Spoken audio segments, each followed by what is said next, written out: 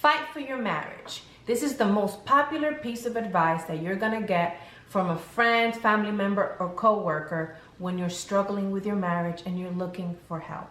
Fight for your marriage. Do what you gotta do to fight for your marriage, to keep your marriage going. But what does fighting for your marriage look like? Before I tell you what it looks like, I'm going to tell you what it doesn't look like. Fighting for your marriage does not mean that you should stay in a marriage in which a person is consistently disrespecting you. In a marriage in which your partner is consistently cheating on you.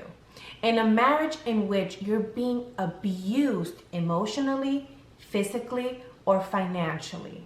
That's not what fighting for a marriage means. If your marriage requires you to disrespect yourself in order to keep it, that's not a marriage worth saving. I need you to understand this. Fighting for your marriage is never going to require you to give up your self-love in order to keep a marriage. That's not what it means. Fighting for a marriage means if your partner gets sick, you're gonna take them to their doctor's appointment. You're going to make sure that you're giving them their medication. You're going to make sure that they feel better. You're gonna make them their soup. You're gonna make them feel good. That's what that means. Fighting for your marriage means if your partner gets locked up, you're going to wait on them. If your partner loses their job, you're going to make sure you work double time and you do whatever it takes to continue to pay the bills and whatever your family needs at that point. Fighting for your marriage means you're going to be a good partner, a good companion to a partner who has been equally as good to you. If your partner is facing addiction, fighting for your marriage is going to require you to be a good friend to your partner until they get better. But if you have exhausted yourself in doing so, and it's affecting your well-being, it's okay to give that fight up because you shouldn't deplete yourself completely only because you need to fight for your marriage. I need us women, because typically it's the women who say this. It's typically the women who carry that burden of fighting for my marriage, fighting for my marriage. I'm doing what I need to do to fight for my marriage. And in fighting for your marriage, you are killing yourself. You're drowning emotionally, and sometimes even physically, because some women eat their feelings away and some women don't eat enough. So it looks like hell when you're fighting for a marriage in which you're the only person fighting for it.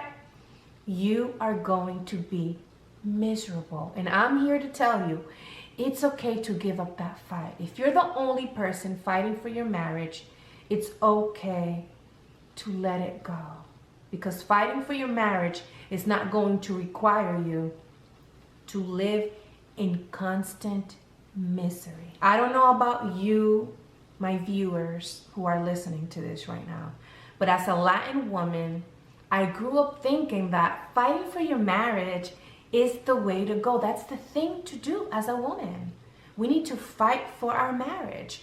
And I understood that fighting for my marriage meant accepting infidelity, meant accepting horrible behaviors, because I needed to fight for my marriage. I needed to do this.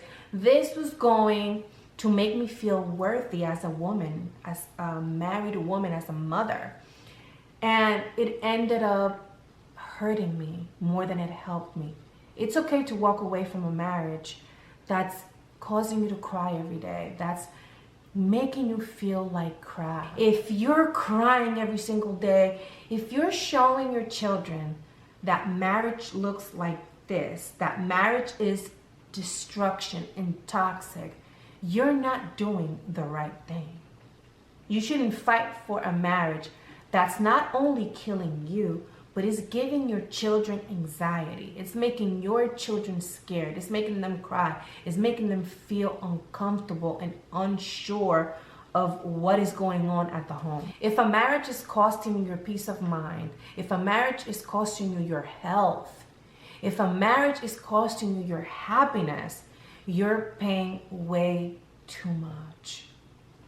If you're in a marriage in which you are abused, darling, it's okay to walk away. Don't worry about what your parents are going to say. Don't worry about what your family is going to say, your friends, the neighbors, whomever. Don't worry about other people. I know my younger self, I was so worried about everything else, everybody else, what it was going to look like, what people were going to say, and I was not worried about my mental health and my happiness. And I stayed in a marriage way longer than I should have. And that's why I know what I'm talking about. It's not worth it. If you're miserable and you're being abused, and even if you're not being abused, if you know that you have tried and you've given everything that you've got into saving a marriage and you're miserable, it's okay to walk away. Ladies, let's be more understanding of each other. Let's not be so quick to judge another woman because she walked away after one infidelity. Don't sit there and judge her and tell her that you're not fighting for your marriage because she respects herself enough to know that she didn't deserve that. Don't judge.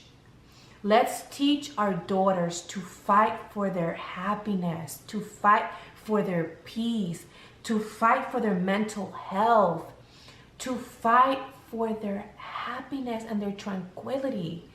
Let's teach our daughters to fight for their independence so they don't have to stick with a man just because they don't have another way of providing for themselves. Let's teach our daughters that fighting for your marriage doesn't look like staying in a relationship that's abusive. If we take the analogy that I often hear, that marriage is work, Let's take that analogy. If you go into work late every single day and your manager, your boss, your supervisor tells you, it's okay, you can come late. I need you as an employee. So it's okay, you can come late. I got you. I'm still keeping you. You know what you're gonna do? You're gonna go in late every day because you know that supervisor, that your boss needs you as an employee. Now, if your manager tells you, hey, you've been late twice already, one more late day and you're out, you're gonna think about that because this person is telling you they're going to fire you. So you're gonna think about, now if you don't care, you're gonna go in late if you don't care. But if you care and you wanna keep that job, you're going to act accordingly if you care about that job. Same thing with marriage. If you let people know that, hey, I'm going to take this infidelity, I'm going to take all this disrespect, I'm going to take you having 3 babies on me. If you let that person know that no matter what they do, you're going to fight for this marriage.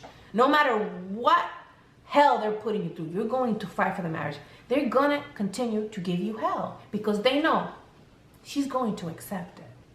Now, if a person knows and they care, because if they don't care, it doesn't matter what rules you have, it doesn't matter what standards you have. If a person doesn't care, they're going to break them. They're going to cross that line. They're not going to respect your standards. They're not going to care. But here's the thing. If you lay out your rules, if you lay out the things that you're going to accept and you're not willing to accept, people are going to show you who they are. And then you have the right as a grown woman to say, hey, I told you not to do this and you did it. This is it for you. You have the right to do that. Don't allow anyone to tell you that you need to fight for your marriage. You need to tolerate this in order to fight for your marriage. You need to take this BS in order to fight for your marriage. Don't allow anyone to do that because you shouldn't. You shouldn't tolerate infidelity, emotional abuse, physical abuse, financial abuse, any form of abuse, just because that's what fighting for your marriage is perceived to be by family members or friends or whomever. Set your standards. Be very firm with your partner. before the marriage. Before the marriage, be very firm about the things that you're going to tolerate and you're not going to tolerate. And then follow through. Follow through. Show them that this woman is not playing around. If I don't do this, she will leave. She will walk away. And don't worry about opinions. Don't worry about anyone that's going to say, oh my God, you're not fighting for your marriage. You're not giving your marriage. No. They don't know the conversations that you've had with your partner. If your partner violates those rules that you've set, if they disrespect the standards that you've laid out, if they don't care about the conversations that you've had, they don't respect you. So what are you really fighting for? So again, let's not be so hard on each other, and let's raise young ladies that are independent in every way and that are strong and that are firm about their boundaries. Let's change the narrative, okay? And that was my video for today. I hope you guys have a great weekend. I'll see you guys next time. Bye-bye.